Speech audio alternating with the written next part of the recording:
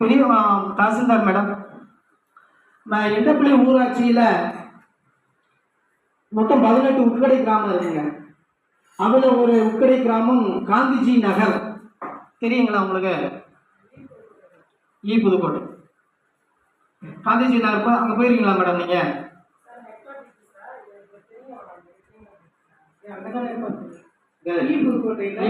சபை நம்பர் வந்து 90 வந்து அவங்க 54 பேருக்கு 2014 பட்டா கொடுத்துருக்காங்க. பட்டா கொடுத்துருக்காங்க. சரி, தோராய பட்டா கொடுத்துருக்காங்க. அதை இன்னும் காலத்துல சேஞ்சஸ் பண்ணல அப்படிங்கிறது தான் அவங்களுடைய கோரிக்கையா இருக்குது. அதை வந்து இப்ப நம்ம எலெக்ஷனுக்கு முன்னாடி யாரெல்லாம் வீடு கட்டி குடியிருக்காங்க அப்படிங்கிறதுக்காக யாரு பட்டா கொடுத்தோம், ஆனா வீடு கட்டி குடியிருக்கணும் இல்லையா, அவங்களுக்கு தான் காலத்துல சேஞ்சஸ் பண்ணணும் அப்படிங்கிறதுக்காக போய் நம்ம எலெக்ஷனுக்கு முன்னாடி போய் சபையில தான் போய் அழுதாரு. இல்லக்கரை சபையில அவங்க 26 பேர் அங்க வீடு கட்டி குடியிருக்காங்க.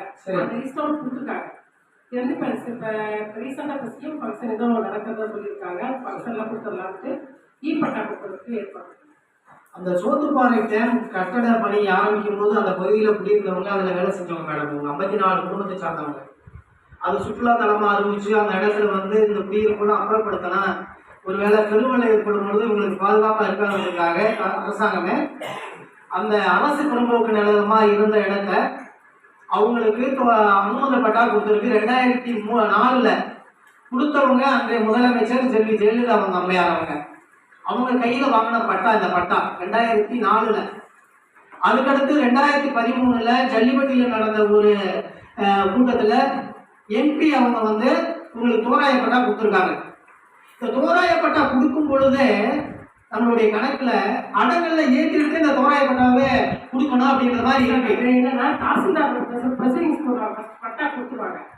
கொடுத்ததுக்கு வந்து அனுமந்த பட்டா கொடுக்கும் பொழுது அவங்க வந்து பணத்தில் கொடுத்துருக்குறாங்க. ஆனா அவங்க வந்து வீடு கட்டி அனுபவத்தை நம்ம கொடுக்கறதே அனுமந்த பட்டா. அனுமந்த பட்டானா அவங்க வந்து கண்டிப்பா வந்து இத்தனை வருஷத்துல வீடு கட்டி அவங்க குடியிருக்கணும், அதனால பேர் அனுமந்த பட்டா சொல்றாங்க. பட் ஆனா அவங்க வந்து நம்ம போய் இப்ப அவங்க கேட்டதுக்கு அப்புறம் அந்த 54 பேருமே எங்களுக்கு வீடு வேணும்னு சொல்லி கேட்கும் பொழுது தோராய பட்டா கொடுத்துருக்காங்க. அப்ப இப்ப போய் சரி அவங்க என்ன சொல்றாங்க, நாங்க இப்படி பண்ணுங்க பட்டா நாங்க வச்சிருக்கோம், பட் ஆனா அது வந்து தாலுக்குல பேங்க்கு போனா தாலுக்கு சர்வீஸ் கிடையாது, ஆன்லைன்ல இல்லைன்னு சொல்லிட்டு தான் இப்போ அவங்களுடைய கருத்து. அதை திருப்பி நாங்கள் ரீசர்வே பண்ணோம். ரீசர்வே பண்ணும் பொழுது 26 பேர் அதில் வீடு கட்டி குடியிருக்கிறாங்க. அவங்களுக்கு இப்போ இந்த ஃபங்க்ஷனில் இப்போ நம்ம எம்எஃப் ஃபங்க்ஷன் இருக்காங்க, அதோட சேர்த்து அது 26 பேருக்கு வீடு கட்டி குடியிருக்கிறவங்களுக்கு பட்டா கொடுக்கலாம்னு சொல்லியிருக்காங்க மேடம். இப்போ அதில் பட்டா இல்லை மேடம், இப்போ என்னன்னா 54 குடும்பம், அதில் 54 குடும்பம் ஏற்கனவே நம்மளுடைய அந்த இது பதிவில் சரியாக இல்லாதனாலதான் இவங்களால அரசு திட்டங்கள்லாம் அனுபவிக்க முடியல. அதை தாண்டி நம்மளுடைய ரெக்கார்டு இல்லை, இன்னைக்கு ரெக்கார்டு இல்லை, அது நத்தமாக தான் இருக்கு. நத்தம் பெருமாள் அது மிச்சம் எடுத்தப்பறம் அவங்க காலிடமா வச்சிருக்காங்க சார், வச்சிருக்காங்க 54 பேருக்கு. ரெக்கார்டுல எப்படிங்க இருக்கு? ரெக்கார்டுல வந்து காலியிடம் ஒரு ஊர் 20 வருஷமா ஒரு தலைமுறையே வாழ்ந்து ஒரு பிள்ளை அங்க குடியிருக்கும் போது ஒரு பொம்பளை பிள்ளைய பெற்று கட்டி கொடுத்துட்டாங்க. கட்டி கொடுத்த இடத்துல அந்த 20 வருஷம் குடியிருக்கிற ஊர்ல அரசு ரெக்கார்டுல அந்த ஊரே இருக்கிறதாக ஐடென்டி இல்ல. வீடு இருக்கிற இடத்துக்கு காலியிடம் கொடுக்கல.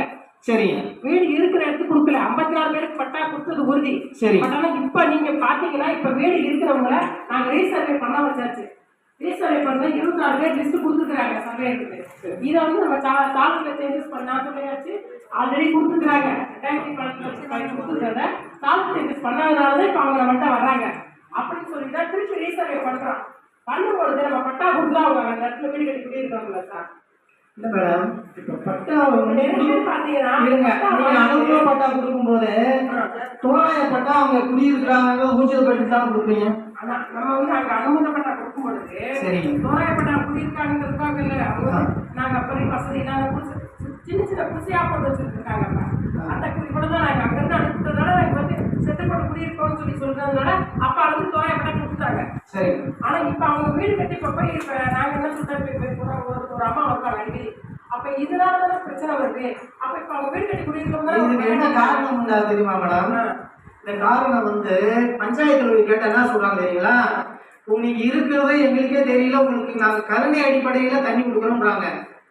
என்னங்க காரணம் போது உங்களுக்கு பட்டா இல்ல, அடங்கல்ல நீங்க குடியிருக்கிறதாக இல்ல, சினிமா படத்துல ஒரு வசனம் வரும், அத்திப்பட்டி ஒரு கிராமமே காணா போனாங்க.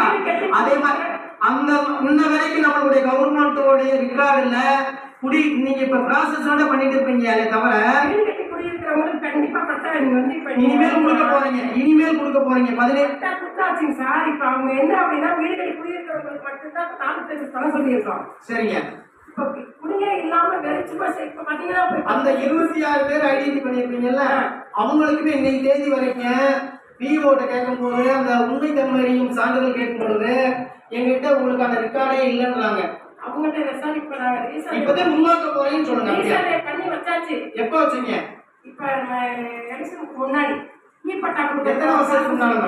இணையதளம் இப்ப எலெக்ஷன் சார். ஆமா, 6 மாசத்துக்கு முன்னாடி எலெக்ஷனுக்கு முன்னால. ஆமா, அதாவது நாங்க முன்னாடி கொடுத்துருக்காங்க. பட் அவங்க அழுந்துட்டே இருக்காங்க.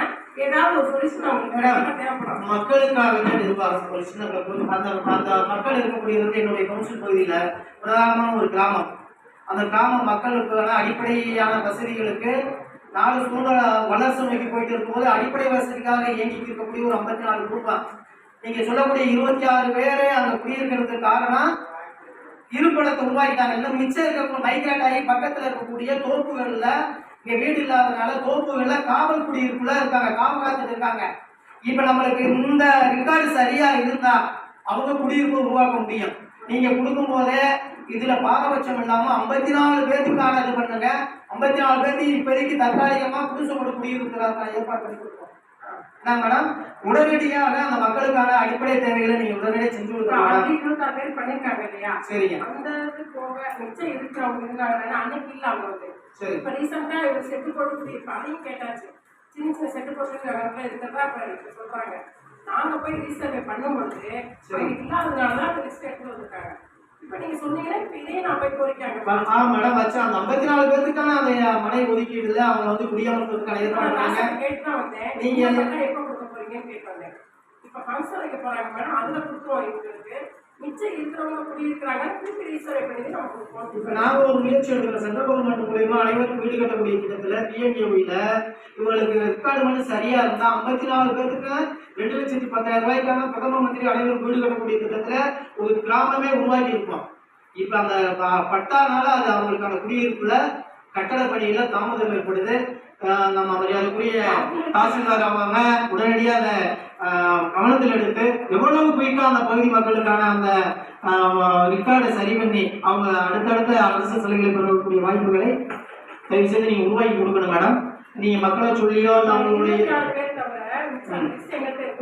ஆமா அவங்களை தவிர மிச்சம் எக்ஸ்ட்ரா இப்ப அவங்க தாசாட்ட சொன்னீங்கன்னா அடுத்த வாரமா எப்பயோ ஒரு ரீசர்வே பண்ண இதாக வச்சுருக்கேன். அப்புறம் நான் சொல்றேன் அவங்க புரிய இவங்களை தவிர மிச்சம் அவங்க எத்தனை பேர் இருக்காங்களோ அவங்களுக்கு இருக்கிறவங்களுக்கு நம்ம கொடுக்க முடியும். அதை கொடுக்க அவங்களுக்கு ஒன்று இல்லை மேடம் இருக்கும்பொழுது அவங்களுக்கு ஆவணம் மேடம் நான் உங்களுக்கு சொல்றேன். நன்றி மேடம்.